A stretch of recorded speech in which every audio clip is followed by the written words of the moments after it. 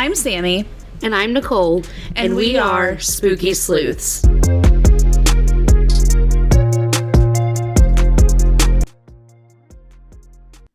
Hey guys. Hello. Welcome back to Spooky Sleuths. We're so excited you came back for another week. And this week we have a little culty episode. Yes, this week we are going to talk about NXIVM, which was founded by Kieth Raniere. Let's dig in. In 2017, a New York Times report inspired a Justice Department investigation that took down an American multi-level marketing scheme turned sex cult known as NXIVM. You know, I've always been warned not to get into an MLM, but they didn't warn me about it because it would turn into a sex cult. Yeah, I don't think that's the norm, but... So the organization had been operating for nearly 2 decades under the guise offering self-help deprogramming to heiresses, Hollywood actors, powerful CEOs, and your average Joe. Sign us up. This is one cult that I would have been into hook, line, and sinker. We're all about self-improvement, so this would have been for us. After one survivor came forward to the New York Times, NXIVM finally was exposed for what it was, a barbaric organization that abused its members emotionally and physically. But let's take it back to the beginning. Okay. And let me introduce you to their vanguard, Kieth Raniere. Their vanguard. Yes. Not Father David or Moses, but vanguard. Okay. Which came from a video game. Oh, okay. And speaking of like Father David, Moses, this is the first cult that I really know about that doesn't have any religious undertones. Yeah, they all revolve around either like doomsday involving religion or just straight religion. Or if you think about like the Manson family. Yeah. Charles Manson thought he was God reincarnated. Yeah. So some religious aspect. Yeah, even if wasn't their whole thing, it had some, and this didn't. It was all about the self. Oh man. Hook, line, and sinker. Yeah, right? So the NXIVM founder claimed to be a child prodigy. He was speaking in full sentences by 1. He was reading by 2 and playing concert piano by 12. I'm sure he was. Raniere graduated from Troy, New York's Rensselaer Polytechnic Institute and became interested in the science behind multi-level marketing. If you haven't figured out by now, we don't do well with pronouncing foreign sounding words. English is hard. He then created Consumers Byline, which is a company which offered discount groceries to members, but after the state attorney general looked into the possibility that it was a pyramid scheme, it got shut down in 1997. Oh, okay. NXIVM leaders maintained that Consumers Byline had been unfairly targeted. This is from Kieth Raniere's bio on kiethraniere.com. All right. Let's hear it. As an entrepreneur, Kieth Raniere transformed a 5-person organization into a corporation of nearly 400,000 people in a mere 2 years. His company, Consumers Byline Inc., was responsible for an estimated $1 billion in product and service sales in its second full year of business and was featured on the American Spotlight. A millionaire at the age of 30, Kieth Raniere was worth $50 million only 2 years later. What was not disclosed in this bio is that CBI was under state investigation and lawsuits by attorney generals in several states by its third year, ultimately closing the company down. After he got into a vitamin and alternative medicine business with an ex-girlfriend, he moved into the self-help arena. He established NXIVM in 1998 with Nancy Salzman. This guy willingly got a girlfriend? Yes, this girlfriend left her husband for him and then started seeing Nancy Salzman as her therapist. Oh. And she's the one that introduced Salzman to Raniere. So, yes, for some reason, women love this man. Like, we'll put a picture of him up if we haven't already. I don't get it. And whenever you watch like documentaries like The Vow or Seduce that India Oxenberg put out, You could see the progression of where he tries to take on like a Jesus figure. Like, it's so weird. He starts off kind of like clean cut clean and then gets real shaggy. Okay, thousands of people signed up for NXIVM, the group founded by self-styled guru Kieth Raniere to promote his philosophy of rational inquiry, which he claimed offered the keys to higher consciousness. Members, many of them recruited from wealthy families, would pay thousands of dollars for NXIVM courses. They could advance within the organization and earn commissions to offset some of their costs by recruiting new members. I would have to do that because I couldn't afford thousands of dollars for a self-help class. You take a $5,000 course, and as soon as you were done with that, you'd be told, now you're ready for the next level. Which is an even more expensive course. I could not have afforded the first level course. NXIVM consultant Frank Parlato, who in this article I was reading called him an NXIVM consultant, but actually he had a whole blog and had a hand in helping derail NXIVM in itself. Like, he worked with Catherine Oxenberg and Sarah Edmondson, like, to bring Raniere down. Okay. Nobody but Raniere and a couple at the top made any kind of a living wage, quote unquote, from Frank Parlato. Wow. So how are these people supposed to live? For the cause. And they said, if you recruit more people, if you do more EM sessions, which I'll get into in a little bit, like, you would be able to go through the ranks, which they used what they called a stripe path. And you had to be a certain color to start earning money. Okay. Which I'll get into all that. So your first part of NXIVM is called Executive Success Programs, ESP. This is what people first entered the organization through.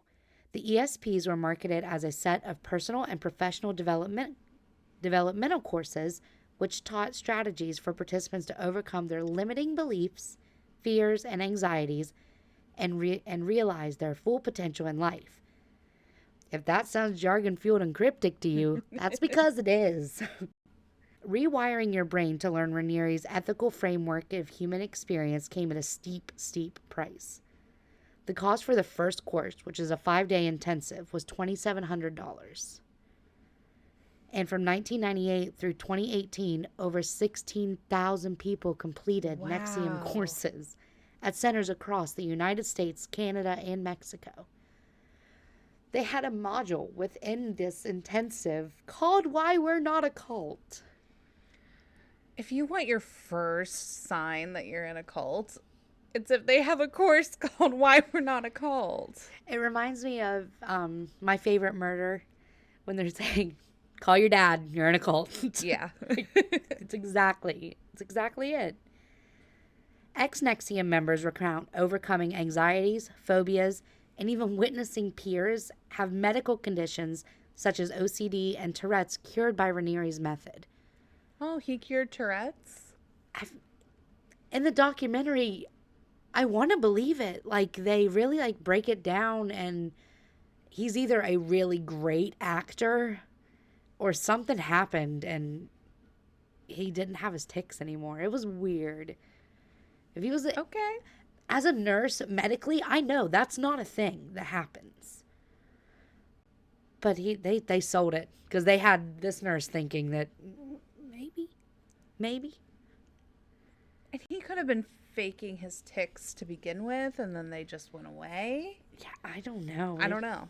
This was cured by Raniere's method called Exploration of Meaning, otherwise known as EMs, in which one senior member helps a more junior member delve deep into childhood memories, thus helping them do anything from alleviate a fear of airplanes to manage Crohn's disease or Tourette's syndrome. They were performing these EMs to cure Crohn's disease and Tourette's. Now I know for a fact Crohn's disease was not cured through these sessions. The ultimate goal was to become a person who was not only rich, but emotionally disciplined, self-controlled, attractive, physically fit, and slender. One who fully achieved this was called a badass. That's creative. The Dalai Lama even visited and gave Kieth Raniere his stamp of approval. Didn't I read something where they paid the Dalai Yes, Lama? that's what I'm getting at. The Dalai Lama even visited Albany to commend Raniere's ethical work in May of 2009. After an initial cancellation of the visit due to concerns surrounding the group. So he should have just dipped. Stopped. Yeah, this isn't a thing that we should be doing. In the documentary Seduced, they claim he was paid a handsome fee for the visit. Isn't that kind of unethical for the Dalai Lama to accept money like that? In my head, yes. I guess a guy's got to eat. I don't know. Yeah. The Executive Success Program had a 12-point mission statement that was read aloud before each session began. I'm going to read that to you now. I can't wait. Success is an internal state of clear, honest knowledge of what I am, my value to the world, and my responsibility for the way I react to all things. There are no ultimate victims, therefore I will not choose to be a victim. I am committed to be successful. I understand each of us must raise ourselves, and thereby raise all others, as all others raise us. This is independence. Success in my own right is my earned success. True success cannot be stolen, copied, or received by happenstance. I will not masquerade as successful by these methods or any other. I will earn my success. Tribute is a form of payment and honor. It is giving credit where credit is due. I will use tribute to uphold others beyond my petty likes and dislikes. As a result, I will define myself and my true contribution to humankind. Successful people do not steal, and they have no desire or need to steal. I will not steal anything. I will always earn what I need and desire. Copying without permission or tribute is not the highest form of flattery. It is theft.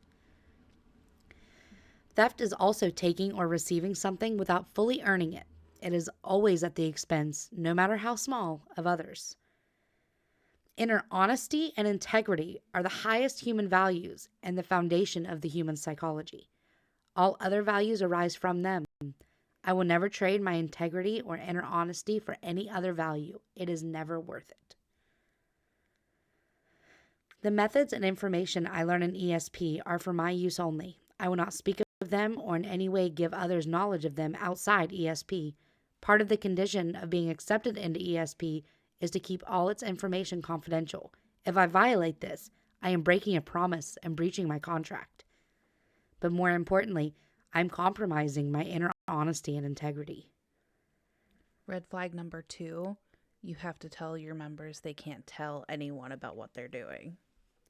True success is never at the expense of others. As a successful individual, I will never envy another's success. I will rejoice because I realize the success of others raises me up just a little bit more because I am also part of the human team. The actualization of human potential by anyone is a tribute to all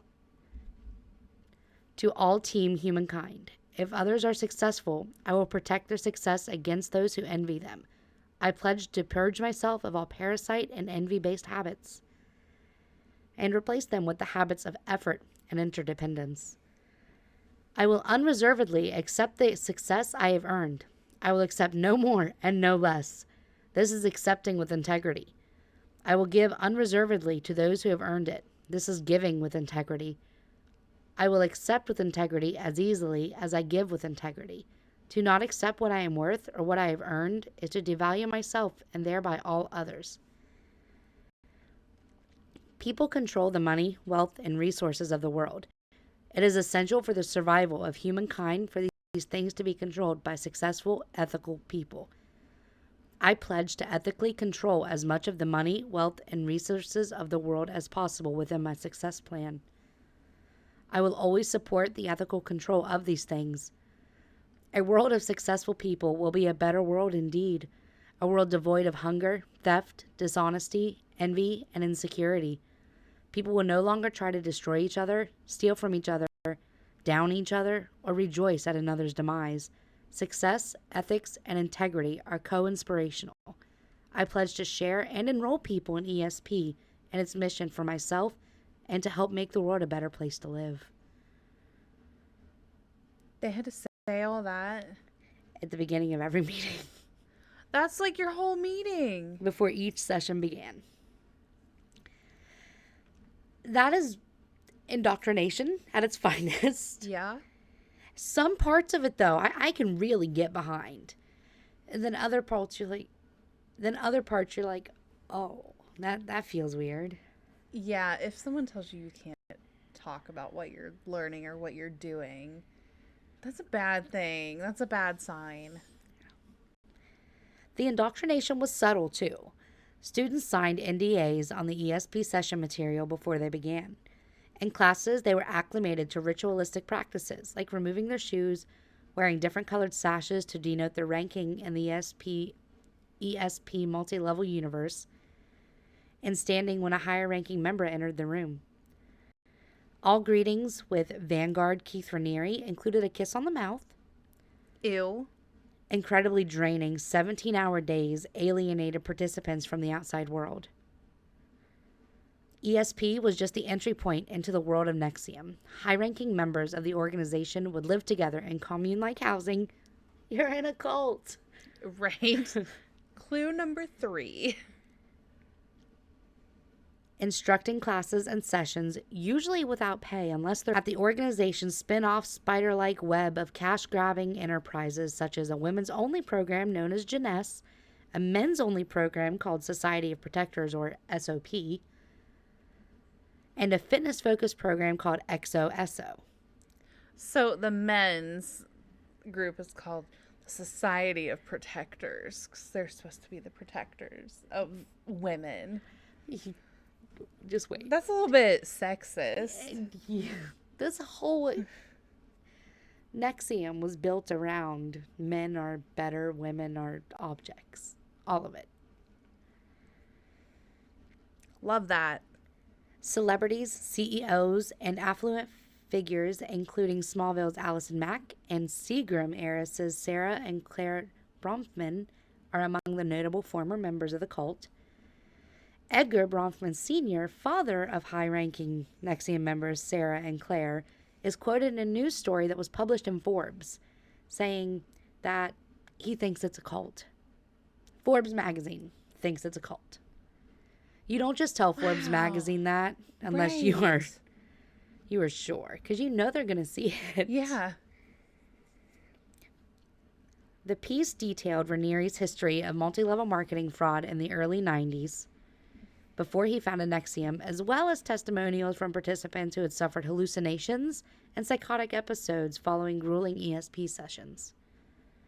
But the damning profile didn't stop the organization from continuing to prosper until nearly 2 decades later. All right, now we're going to get into the stripe path. All right, let's do it. Okay, you got to focus. All participants are required to wear a colored sash around their necks during class. Similar to the belt system in martial arts, each color represents a certain level. They must earn 4 white stripes on their sashes before advancing to the next color level. Okay. Members can rise within the organization or move up the stripe path by enrolling in more classes. Giving more money. Exactly. And recruiting new participants. In Seduced, which is a documentary you can watch on Amazon Prime, India Oxenberg tells us it felt good to rise in the ranks because you believed you were working for this great humanitarian organization. Oh, okay. And I don't know about you, but my drive to be success and to be the best, and I would strive to do that as well. Yeah, I would Every too. stripe, and I'd try to do it quickly. I know that in my brain. Yeah. But while you had to recruit people to take courses, you also had to pay for courses yourself to earn stripes. You couldn't earn any money until you got to the level of Proctor, which is the orange sash. The dream was to get high enough in rank so you could turn working for NXIVM into a career. On the surface, it all looked like a merit-based system, but in reality, it was up to Kieth to decide which people would be promoted. Unsurprisingly, the skinny hot women rose more quickly in the ranks than others. Oh, shocker. And eventually, some of these women would become part of Kieth's stable of sex slaves. Oh. Those poor women. So on the bottom rung, you have the white sashes, which was for students, those that had just joined the program. Anyone who paid to join the program got a white sash. The next step up is coach, which is yellow. These members worked for free for the organization and also had to pay dues. Mm-hmm. The next step up is orange, which is a proctor. They wore orange sashes, and these people were able to earn a small salary or commission for recruiting. However, you had to pour a lot of money into the organization to make this small salary. Okay. Next up are senior proctors who work green. As you move up the ranks, you're still investing a lot of money in NXIVM and won't see yourself moving up if you're not. A green sash generally costs a member around $1 million. $1 million? By the time you start out in your white sash as a student, you have to invest $1 million before you're senior proctor. Wow.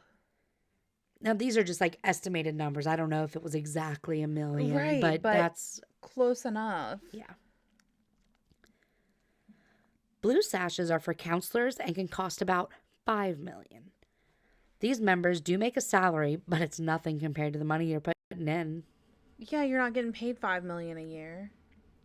And next in the line is purple. These were the senior counselors. This level was extremely hard to reach, and according to Frank Parlato, only 3 people ever did. Oh, wow. And then our final step is gold, which was reserved for the prefect, of which there was only one, co-founder of NXIVM, Nancy Salzman. Oh, Nancy. And then Kieth always wore a white sash because he was forever a student. Oh. How That's cute. So sweet of him. So earlier, I'd mentioned briefly about Jeunesse. Mm-hmm. This is one offshoot of NXIVM, which promoted an old-fashioned, extremely heteronormative approach to gender. According to the New York Times, Raniere started Jeunesse in 2006 and targeted towards the women of NXIVM.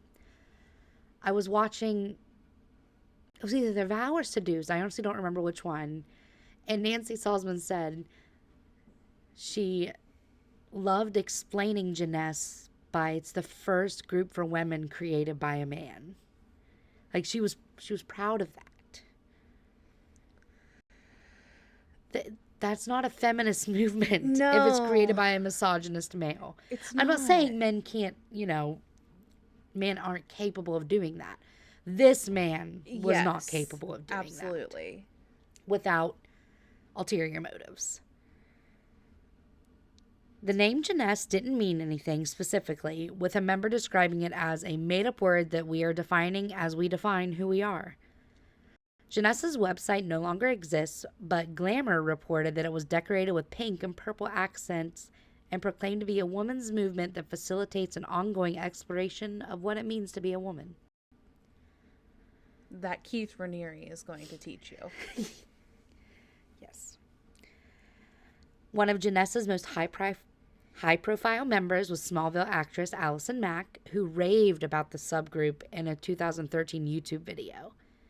Which, if you're watching on YouTube, I'll try to link it, but I'm new at this, so go to the search engine.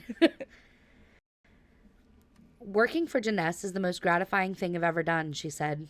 It's the most challenging because it consists of working with a group of people who are interdependent. No one is ever punished or told that they're wrong or they're bad. It seems as if the opposite was true. According to witness testimony, Jeunesse members were allegedly taught that women are irresponsible, if not narcissistic, self-absorbed, and inclined to cast themselves as the victim. Women are the narcissistic ones, not Kieth Raniere. Yes. Okay. Being part of the group was also expensive. There were 11 8-day workshops, which reportedly cost Jeunesse members $5,000 each. Oh my gosh. Where are these people getting this money from? Allison Mack was one of the most successful people on Smallville, and she went broke because of this company. Wow. Jeunesse promoted a worldview in which women and men are wired differently. Namely, men were naturally polyamorous while women were monogamous. Men didn't experience the same depth of experience, while women are more while women are less adept at understanding right and wrong. Oh, really? Lauren Salzman quoted, "Women feel oppressed, and the men would try to stick up for themselves, and we would all attack them. We cut them off constantly just because we're excited and impulsive. But we didn't understand that they really felt unheard or disrespected or uncared for." I feel like that applies to a very small amount of situations. Not saying that that doesn't happen, but Not every day, not constantly. and not Kieth Raniere. Is Lauren Nancy's daughter? Yes.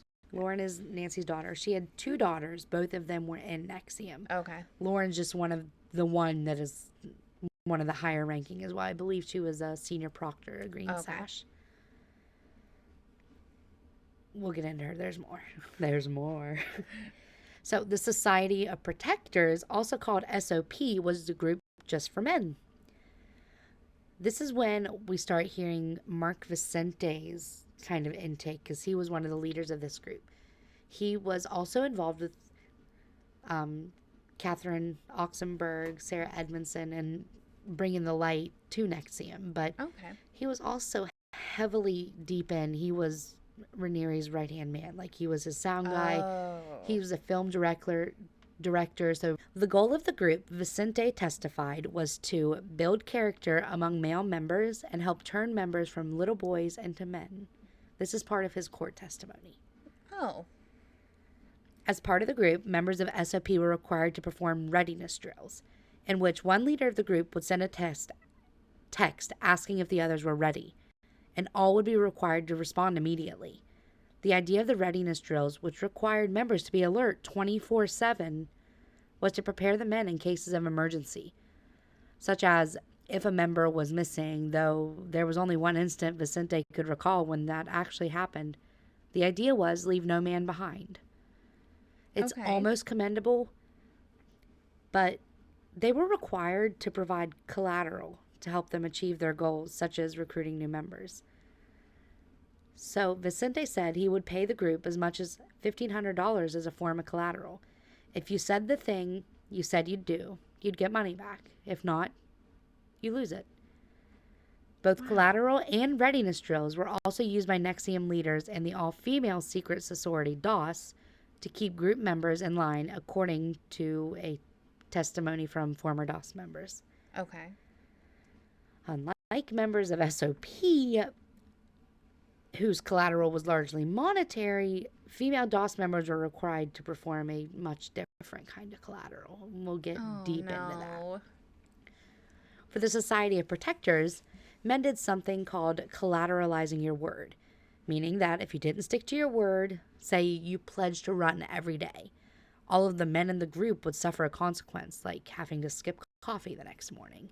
It could be as small as that, but it also was very large. I mean, paying $1,500 for doing something wrong is large in my opinion. That's not even wrong. Yeah. I mentioned earlier that Frank Parlato has a blog, and he was tearing down one of Raniere's old colleagues because he had posted this on his own video. For those of you that don't know, our founder, Kieth Raniere, has built more than 1,000 millionaires in his life. He has built multi-million-dollar businesses in a short amount of time, and at one point was making more than $100,000 per hour coaching the highest level business executives in the world. So many lies. So many lies. $100,000 an hour. And naturally, Frank Parlato called this guy out. It was a whole big thing. That guy then tried to get back at Parlato. It was funny. This was an advertisement for SOP. That's what all this is. It was an advertisement to try to get people to join the Society of Protectors. And it's a prime example of how Raniere's followers would make these uncritically advancing claims that people with critical thinking skills, something NXIVM was supposed to teach, would not believe for a moment. Yet hundreds of men joined SOP, intelligent men, bought hook, line, and sinker, just like we would have been. Right. It is so hard to find any information about SOP.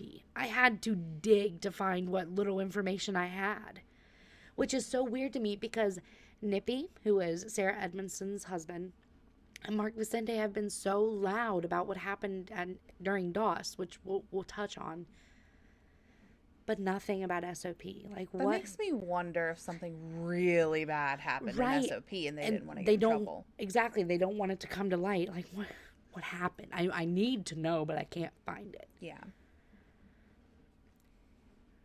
Rumors seem to flip from SOP being men who Raniere taught to sexually dominate their women to men who were encouraged to share their women with Raniere. I've saw both arguments.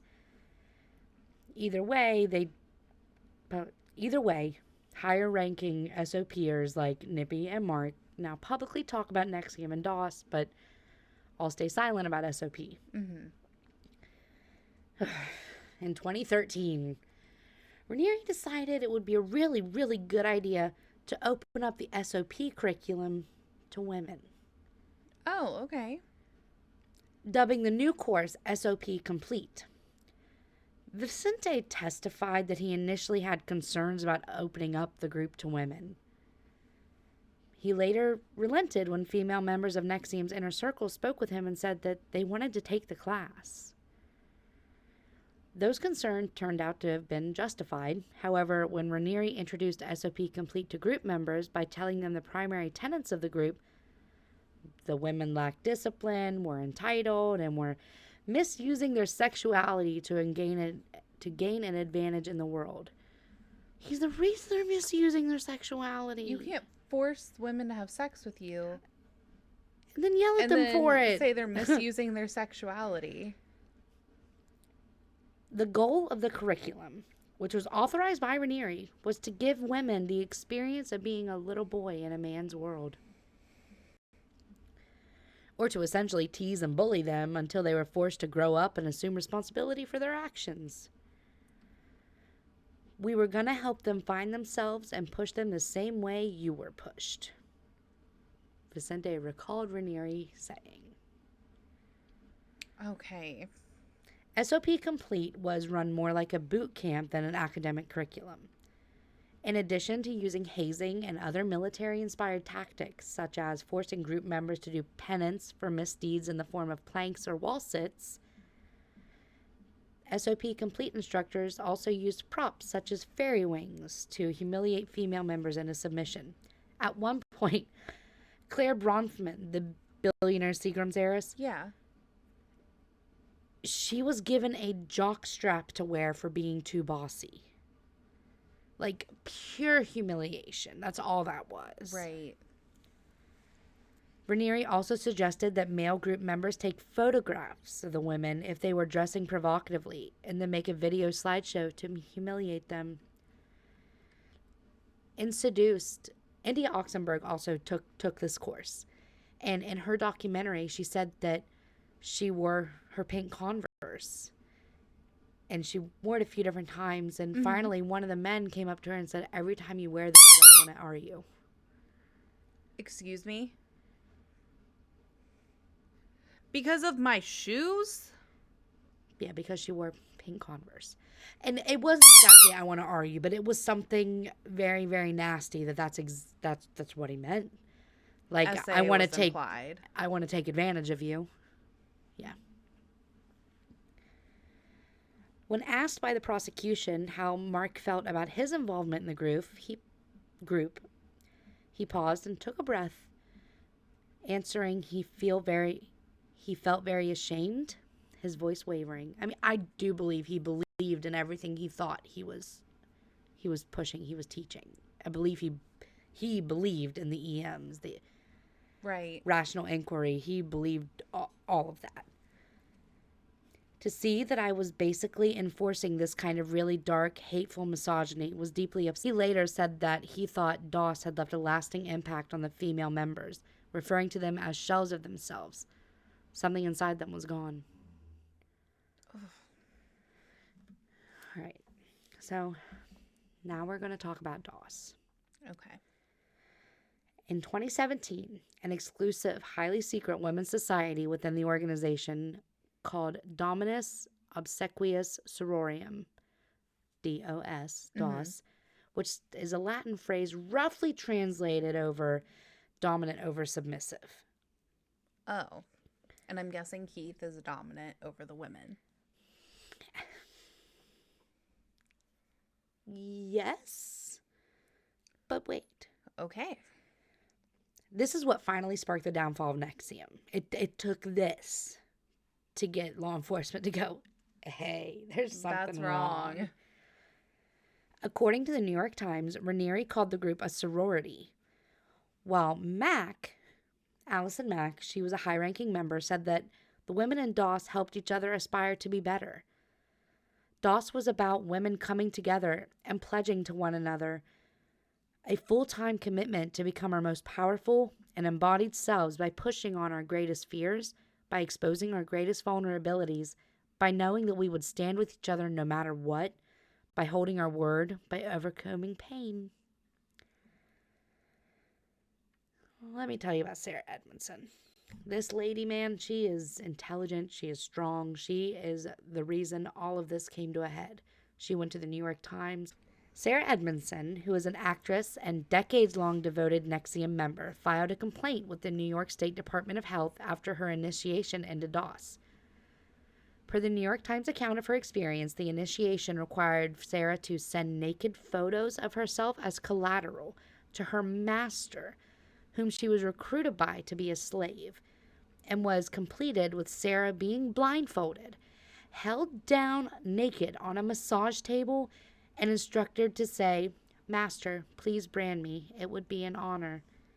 Brand me? And then branded by a cauterizing device with a small symbol featuring Kieth Raniere's initials near her pelvis. What the actual word? According to the article, the design of the brand was understood by members to be a symbol that represented the 4 elements or the 7 chakras, or a horizontal bar with the Greek letters alpha and mu. No, it was just Kieth being narcissistic, claiming that as his property. Wait. It's not just Kieth. I'll insert a photo of it here, but if you look very closely, it bears a striking resemblance one way to KR. But if you turn your head, then the AM comes out. Oh, for Allison For Mack. Allison Mack. SOP had collateral of word. They, money talked in that one. But for women, the collateral was much more literal. Raniere needed assurance that they wouldn't speak about their experience within the group. But given that many of the women in the inner circle were quite wealthy, he asked for items often worth more than simple material goods. Naked photos, a video confession of a crime, deeds to homes, outright lies about family members. Like, if they didn't have anything to give that would be sufficient enough, Right. they would be told, well, just make something up. Like, somebody made up a story that their brother molested their child. Oh my God. Like, out there just to have strong enough collateral for Yeah. if they broke their word, it would be released to the press. This is a way to Blackmail them? blackmail them into submission, yes. And the thing is whenever they were introduced to DOS, like, these masters would try to recruit women, but only ones that they fully trusted. Only women that they thought Raniere would like. Oh. And they would tell these women, I have something I think you'll really enjoy, but before I give you any information, I need something from you. So these women would offer up these things with no idea of what they're even potentially entering in on. Oh, so then I'm sure if they didn't go through with it, it would be released. Exactly. So they literally blackmailed back up against a wall. You're in now. Wow. That is awful. According to FBI documents cited in this story that I was reading, Allison Mack turned over paperwork promising that in the event that she left the group, Kieth Raniere would be entitled to her home and any future children she had. He just gets her kids? She also gave him a letter claiming that she had abused her nephews, which he could turn over to the authorities if she defected. The women in DOS were also required to be on call 24 hours a day. They would be punished with various penance if they did not respond to a text from their master within 60 seconds. Several were assigned to have sex with Kieth Raniere as well. We heard about the penance and SOP. Like, everyone loses coffee, or you have to pay $1,500, which I'm not saying is an easy thing to just have, but for those in DOS, the penance became much more intense. Those who were brought into the group were called slaves, while the women bringing the new recruit in would be called master. And according to this article that I read, I did a deep dive in so many articles. There's articles in the New York Times, Bustle, the Huntington Press. Everywhere. Exactly. And I tried to pull from each of them because it's really easy to have bias about this story. So I wanted to see what parts overlaid, like get the general consensus, because I wanted to come at this with the least amount of bias as possible. Yeah, absolutely. According to this one, masters would force slaves to commit acts of self-denial, like counting calories, cold showers, even abstaining from orgasms, all in the name of being a better person. Look at us. How well would we do with counting calories? 500 calories a day. You're starving. That's not enough to sustain your body. Yes. And it makes you foggy, makes you tired, but you also have to stay up. Yeah, I couldn't have done it. I mean, and they would have to take pictures of their plate and be like, "Master, may I eat?" And one that I was listening to whenever I was watching Seduced the other day, one would have to say, I think it was India, "Master, can I have 10 calories? Master, can I have 50 calories?" And then she would have it like 10 plus 90 equals 100. Like that was her breakfast. Oh my gosh. And if the master said no, they didn't eat. And how brainwashed are you that you do that? You don't just do it to make them happy and go grab a hamburger after. They're actually following this. Oh, yes. There were pictures of Allison whenever she was like deep in it, and she's so thin she's almost see-through. She looks much better now. And Mac was reportedly at the top of this hierarchy. She was one of the top members that were helping design to provide sex to Raniere. She was young, blonde, thin, and pretty. His favorite. Under the guise of female empowerment, she starved women until they fit Raniere's sexual ideal, and she targeted these women. 2017 media buzz surrounding the DOS ritual is what finally woke many members up to the evils at the core of this organization, prompting many departures and denouncements of NXIVM. Because, yes, this is big, but this wasn't all of NXIVM. There were some average Joes that were just trying to better themselves. Yeah. But you need to have that smoke and mirrors to be able to operate the way Raniere wanted to operate. Yeah. And at that, Raniere fled to Mexico. Of course he did. But not alone. With Allison Mack, with Nikki Klein, with Lauren Salzman, with his women, his ladies. In February of 2018, a complaint was issued in federal court requesting an arrest warrant, and Mexican authorities arrested Raniere in March and deported him back to New York. They found Raniere hiding in a closet. What a little B word. Lauren Salzman attempted to stand up to the police, stand up for your man kind of deal, and he hid in a closet. Society of Protectors. So pathetic.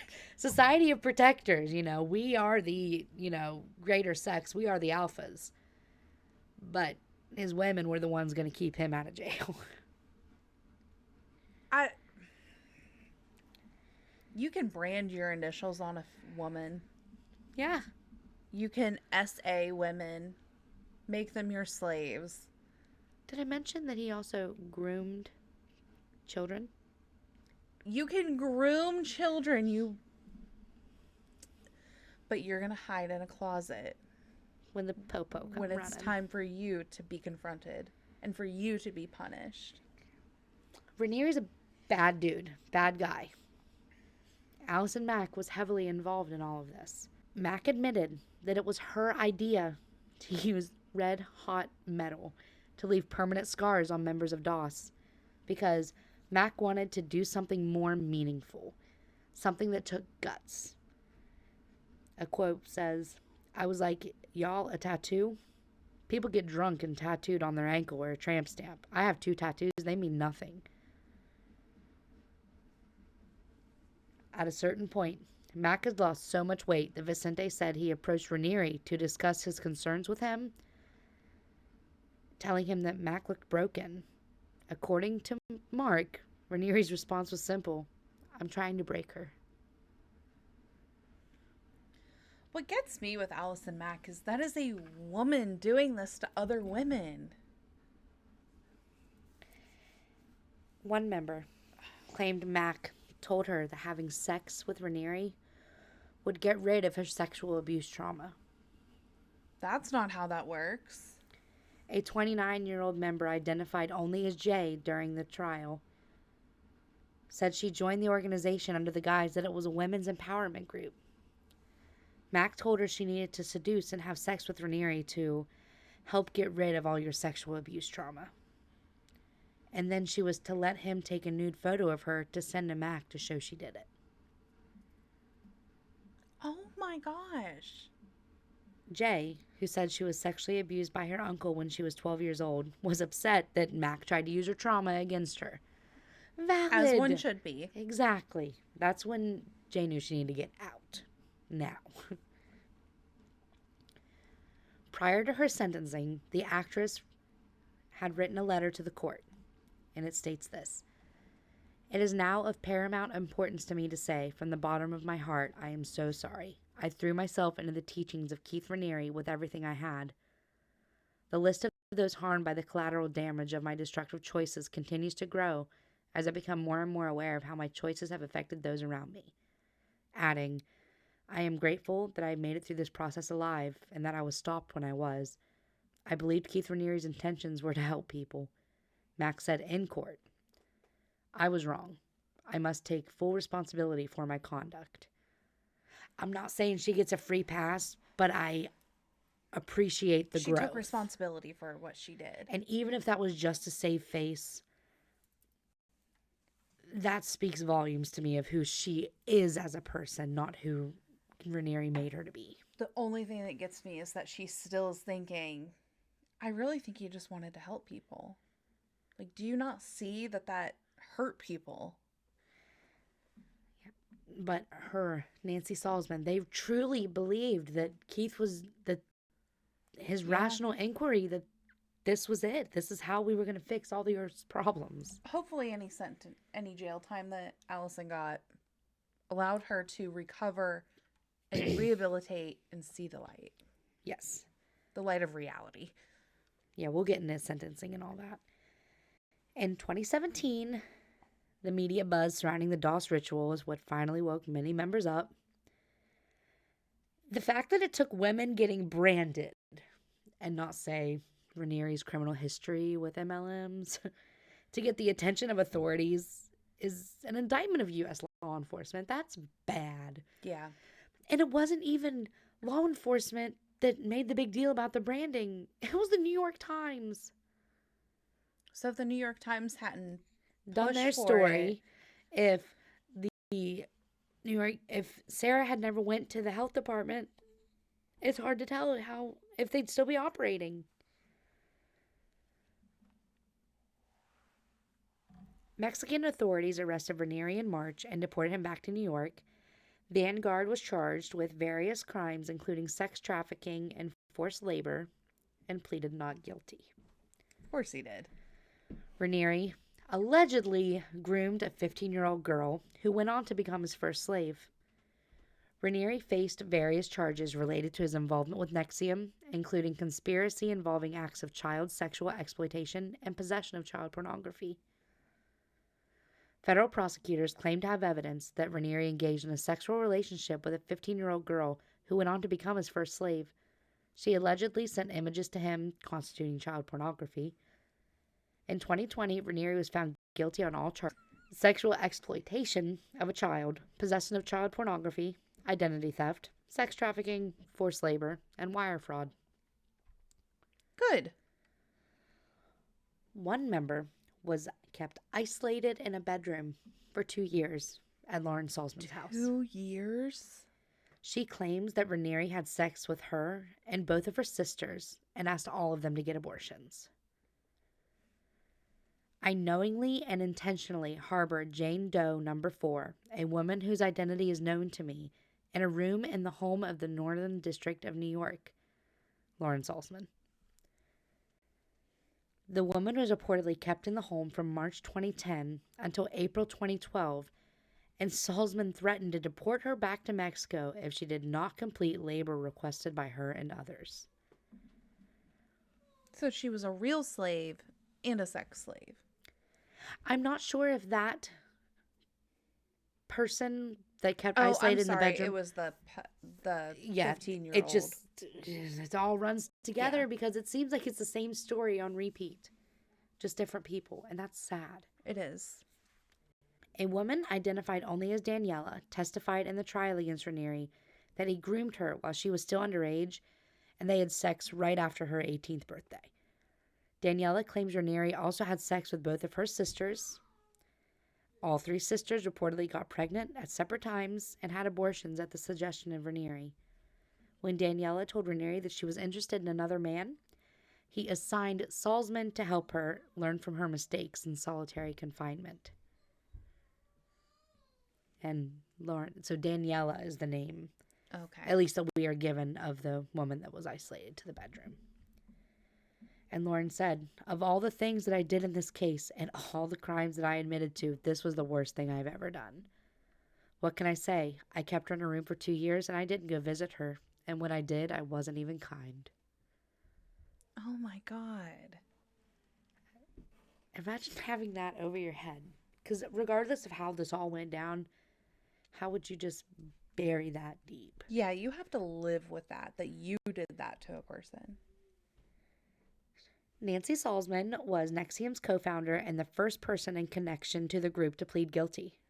Nancy was the first to say, I did this. Good for her.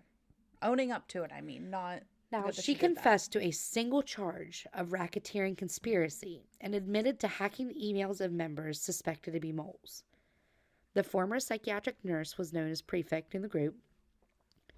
She also confessed to having others destroy videotapes memorializing Raniere's teachings. "I want you to know I am pleading guilty because I am, in fact, guilty," she said at court. "I accept that some of the things I did were not just wrong, but sometimes criminal." And Nancy, I think it was in the 2nd season of The Vow, you really got to know Nancy a little bit better. And I really don't think Nancy had a sexual relationship with Kieth. Okay. But they were close. Like, there is no reason you would worship a man that much if you're not getting something out of it. Right. Several other notable NXIVM figures, including Allison Mack and Claire Brompham, were indicted as well for an array of crimes: theft, extortion, forced labor, sex trafficking, money laundering, wire fraud, and obstruction of justice. Raniere's co-defendants, the women who had followed and served him faithfully for the past 2 decades, all pled guilty to certain lesser charges. Oh. In lieu of standing trial, and Raniere stood trial alone. In June of 2019, Raniere was convicted by a Brooklyn jury of racketeering, sex trafficking, forced labor, and wire fraud conspiracy in less than 5 hours. Wow, so they knew. So they were convinced during the trial. There was so much evidence in this trial, and it only took 5 hours for a jury. That is bad. Yeah. And he's already You're fighting. You're really guilty. And he's building his appeal. That's good. Hopefully he loses. Bonus info. Sally Brink, an ex-member, was fighting to escape NXIVM. The worst moment came in 2017 when she was diagnosed with breast cancer. NXIVM associates told her that she had given herself the disease to get her husband's attention. Instead of spending the money she had raised online for treatment, they urged her to make the ethical decision to die. Wow. Yeah. And a murder charge didn't come out of that? No. On September 30th, 2020, Claire Bromfin was sentenced to 6 years and 9 months in prison. 9 former members of NXIVM testified against her, detailing her role in the organization's unabated, years-long legal pursuit of them. Vanguard Kieth Raniere was sentenced to 120 years. After many hours of victim statements from 15 former members and victims of his abuse, Allison Mack received a sentence of 3 years in prison plus 3 years of supervised release after serving her prison term, plus a fine of $20,000. The Smallville actress has since been released from prison early on good behavior, only serving 2 years. NXIVM's co-founder Nancy Salzman was sentenced to 3.5 years in prison. I don't think the punishment really fit the crime for Allison. I feel like she deserved more prison time. She pled guilty to a lesser charge because but knowing of all the... she did. I agree, but she pled guilty for a lesser charge, and they were able to use her at Keith's trial. So they were thinking, we'll give her a break to get the big guy. Yeah. Because if you don't get Kieth Raniere, this will happen again. Yeah. But naturally, he's filing his appeal. Which I don't think I really mentioned V-Week, but V-Week was once a year, Kieth Raniere's birthday week, they would go and have a summer camp where they would just celebrate Keith and have EMs and coaching. And then the night of his birthday, they would all present things to him. Like there was a group that like was a choir that would sing for him. People would do skits for him. And then all line up to kiss him on the mouth. Yes, absolutely. That makes me want to puke. Yeah, that's Kieth Raniere. And I feel like with these cults, I only scratched the surface, but... That was a really great episode. I could have added more. When I told Sammy how many pages of research I had, I was like, this might be a bit long. Well, I thought that was great. I appreciated the deep dive. Or medium dive, if there's a lot. But there is so much more. But deep enough that tells you that this guy deserves 120 years in prison. Yeah, and I hope he serves every bit. Well, I mean, he won't serve 120 years. But no, I hope he lives to be 100 and serves every day of that in prison. Yeah. What do you guys think? Have you heard about NXIVM before? Do you have an opinion? We would love to know. Do you know something that we don't? I mean, probably. Like I said, this thing is huge. So make sure you guys follow us on our socials, Instagram, TikTok, YouTube, at Spooky Sleuths Pod. If you're watching us on YouTube, leave us a comment down below. Tell us what you think. What cult would you like to hear about next? Hit that subscribe button. That feels weird. It does. But do it anyway. Okay, but seriously, we've got a lot of cool stuff coming up. We're upgrading our pod lab. We, got these sweet boom arms now. Yeah. And we want to take you guys on this journey and build a community. And anything you want to bring up? We'll see you next week. And on that note, stay spooky, friends.